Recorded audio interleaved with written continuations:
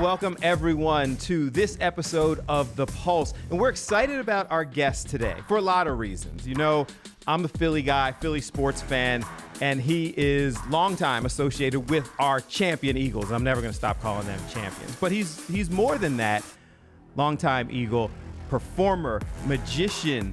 They're making a movie about his life. He's touring around, and he's got a tremendous story.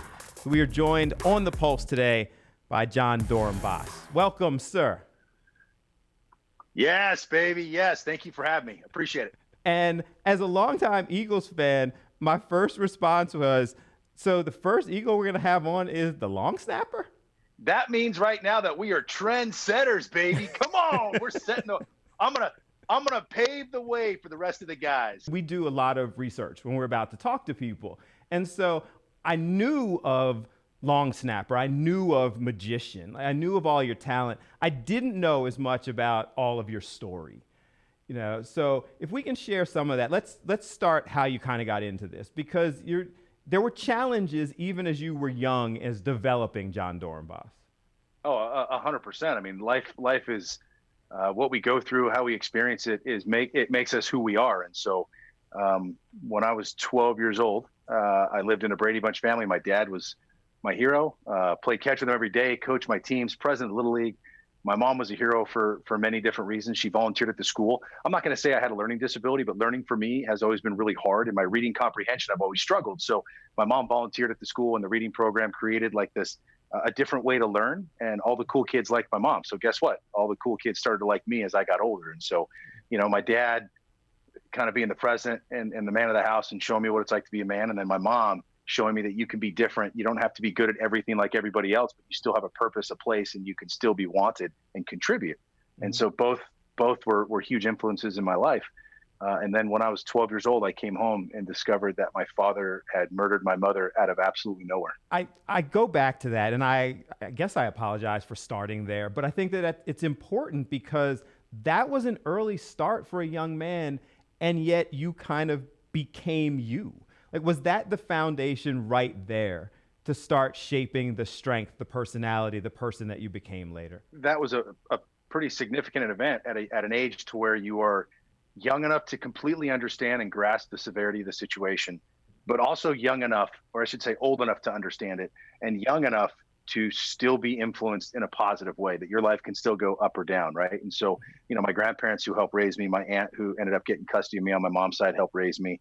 And then I went through 8 months to a year of the most intense therapy you could possibly imagine during that time. And that right there is what I think I owe, ultimately what I'm most proud of in my life. And that's just my happiness. I'm happy. I'm happy to be alive. I'm happy to be in this world, and I'm happy to continue to try and do things. So Jon Dorenbos, the strong person and personality, started there. But right around that time, around that age, that's when you also started with magic or performing, or when that's kind of started happening for you too? Yeah. Oh, excuse me. Wow. Bad timing. Yeah. That's when, excuse me. Gosh, you know what? Hold on. Excuse me. Excuse me. I was actually 12, 13 years old. And I had moved down to Southern California, and then I went back to Woodinville, Washington, where I was living, and I stayed with a baseball coach. I made the Little League All-Star team, so I traveled back to play in that tournament. And when I was staying with the coach, his son was friends with a kid who was a magician. So that kid came over and did like a 30-minute show, and it was amazing. And then he took me to a magic shop. His name was Michael Groves. He bought me a book and a trick, and I just practiced it. Here's what I figured out. That for me, magic was never about performing when I was that age. To me, when I would sit down and shuffle cards or I would do a trick, it was the only time the world quieted.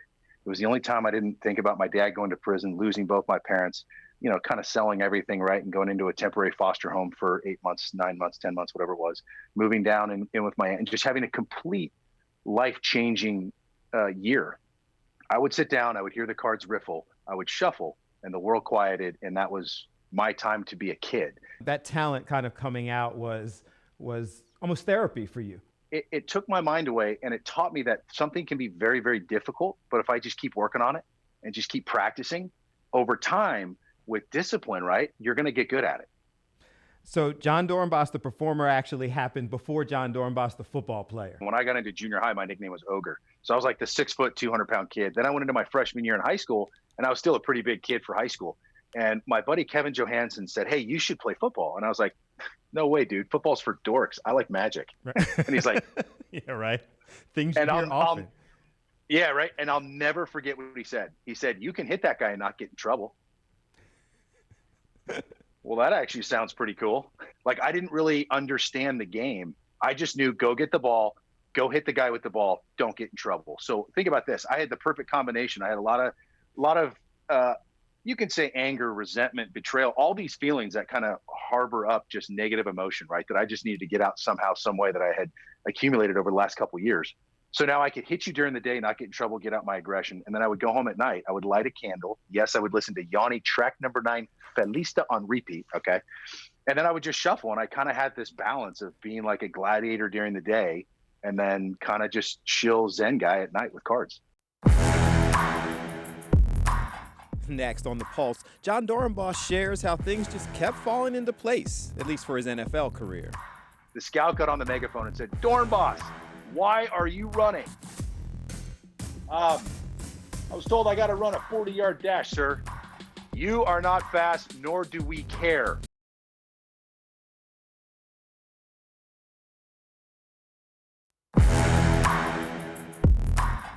Welcome back to The Pulse. Spending some time with former professional football player, performer, motivational speaker, Jon Dorenbos. Let's get right back to the discussion. So you just kept getting better at football, kept getting better at magic as well. You played through high school, you played into college, correct? And Yep. we're pretty good at various positions, not long snapper. Didn't have any offers, no scholarships. And so I went to Golden West Junior College, who at the time was 0-30, which means they didn't win a game for 3 years. 0-10, 0-10, 0-10.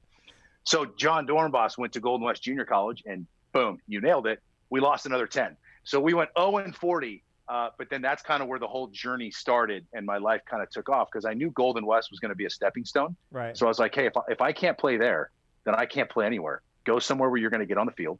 You know, a coach of mine in high school, and my friend's dad, Bill Simpson, was a safety for 10, 12 years in the NFL for the Rams back in the day. And I always remember him saying, go where you can play, get on the field, you'll be seen. So your team was 0-40. And then at some point, what was it, a friend who said, "Hey, you want to be a long snapper?" Like, you had not done this before, and you duped them into giving you a chance.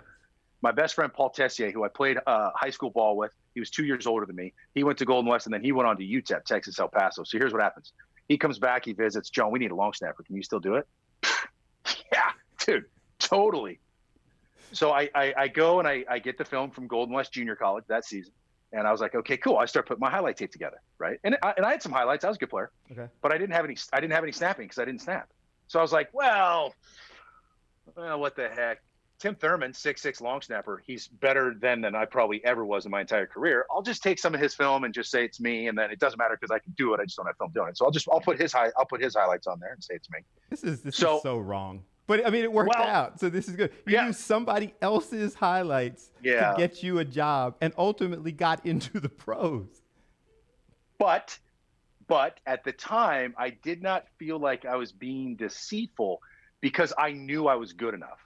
Like, I could watch the film. I knew I could do it. I just needed the opportunity. What they say in my mind, it's not a lie if you believe it. That's right. Don't let the truth get in the way of a good story. So I worked a few months. I really honed the skill. And then all of a sudden I went in as a true sophomore, and I got a full ride to be the starting long snapper. So here's what happens my senior year. I'll never forget. Gary Nord comes in, and Nate Poss and kind of the coaching staff, and they go, "Hey, John, there's interest in you playing in the NFL." And so in my mind, I'm like, I'm going to be an NFL linebacker, like Junior Seau, watch out, here I come, right? Okay. And they're like, to be a long snapper. And I was like, whoa, talk to me. And I'm like, so what does that mean? I'll never forget this. The coach goes, well, I mean, if I were you, that's what I would do. We got an All-American freshman linebacker who's amazing. So we're good at linebacker. So why don't you just snap your senior year, which means less meetings, less hitting, I guess less practice, and a better chance to go to the NFL. Holy cow. Yeah, I'll do that gig. You're like the walking Instagram page of all those different quotes and things that you're supposed to put out there. Like, if you don't know how to do something, say yes and then learn. I truly believed it. Now, here's one of the best stories that I wrote a book, and it's in here, and it's a great story. So I was misdiagnosed with a bilateral inguinal hernia at the end of my senior year, which means I had 2 hernias. And it can be misdiagnosed, not because of the doctor, just the internal swelling exceeds a certain point. And so therefore it's hard to detect, right? Mm-hmm. So I did cortisone shots in the tendons in my groin. It was so painful because we didn't really know what it was. And the pro day's coming up. And now get this, I have to run a 40-yard dash. At the time of that pro day, I could barely walk. I'm not making this up. I could not speed walk. It hurt so bad. All the scouts are in the bleachers. I'm getting ready to run my 40. I can barely walk. So I think our trainer must have told the scout, because this is all I know. The scout got on the megaphone and said, "Dorenbos, why are you running?" I was told I got to run a 40-yard dash, sir. You are not fast, nor do we care. Why don't you go warm up and get ready to snap? I don't got to run a 40? No, we don't care. You are not going to make this league because your speed. Go warm up and snap. So I said, holy cow. So I think one of the things I'm most proud of is I made the NFL, and I kid you not, I am not making this up. I have never been timed in a 40-yard dash. Now, getting traded is rarely fun, but in this case, it was a blessing. They said you're never playing football ever again, and you're going to be in emergency open heart surgery in the next 48 hours. I would say that it is 100% that trade saved my life.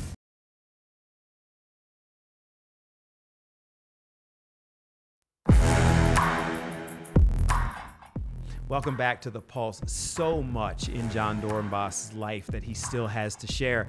So let's keep the conversation going. We started off with the challenges, and we'll talk about some of the challenges because your book and your tour and everything is about overcoming those challenges. Challenges aside, you have kind of lived a charmed life in those types of situations. So somebody else's highlights got you to the college team. You didn't have to run the 40 and made it to the NFL, and didn't just make it to the NFL, had an all-pro, 14-year career in the NFL. Two-time. In a position that you didn't want to do. Two-time Pro Bowler. I'm sorry, One-time two-time Pro Bowler. Super Bowl ring. Ed Block Courage Award winner. Walter Payton Man of the Year. Come on, baby.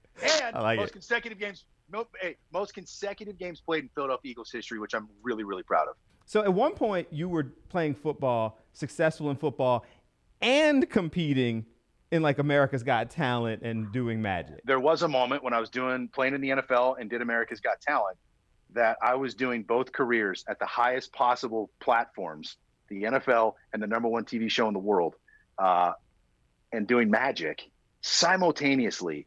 Both careers that a lot of people said, you're never going to make it, kid. Like, why would you want to do that? A lot of people don't realize this. I did training camp. It's in Philly. And the show was being filmed. The previous year, it was in New York. That would have been so easy, right? But now it was filmed in LA.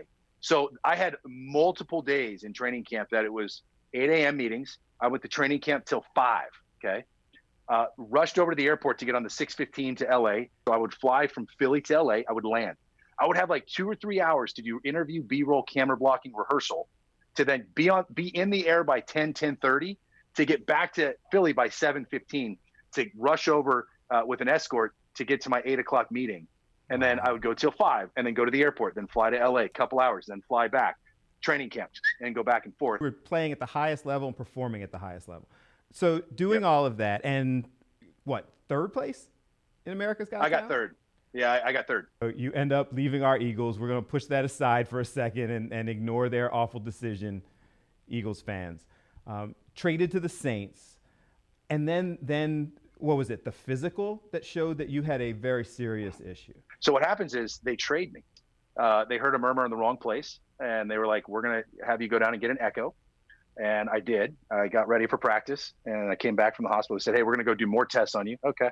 Come back again, get ready for practice. And then they said, I got a phone call, and it said, hey, you're never playing football ever again. At the time, I was 37, signed a 3-year extension for millions, more money than I'd ever seen, right? People were calling me Pops. I was playing with Drew Brees. I was on a team that wanted me. It was just, I was going to be endorsed 13 games. Are you kidding me? Like, get me out of the Northeast at my age grade. All black uniforms, slimming. I still wear all black, slimming for an aging, pudgy guy. So all positives. All positive, right? And they said, you're never playing football ever again, and you're going to be in emergency open heart surgery in the next 48 hours. Is it an overstatement to say that trade potentially saved your life? Like this was a life-threatening thing that they found in this physical. I would say that it is 100% that trade saved my life. So the vein that leaves your heart is called an aorta, or a vein, a layman's term. And right where it hits the heart, that thing that's supposed to be the size of a dime or a nickel, it started blowing up like a water balloon. And my part of where the vein hits the heart got to be the size of a soda can. So it should have been this big, and mine was that big. Wow. If that pops like a water balloon, it's 2 or 3 seconds of the worst pain ever, and then you could be on a table in surgery. If that ruptures, you're dead. There's no coming back. Jeez. And so I was one hit away. Next on The Pulse, his life has been filled with challenges, but his message to young people, it's always inspiring. It made me so proud to cry with them and say, hey, just don't ever not believe in yourself. And if you want to cry, cry. You want to laugh, laugh.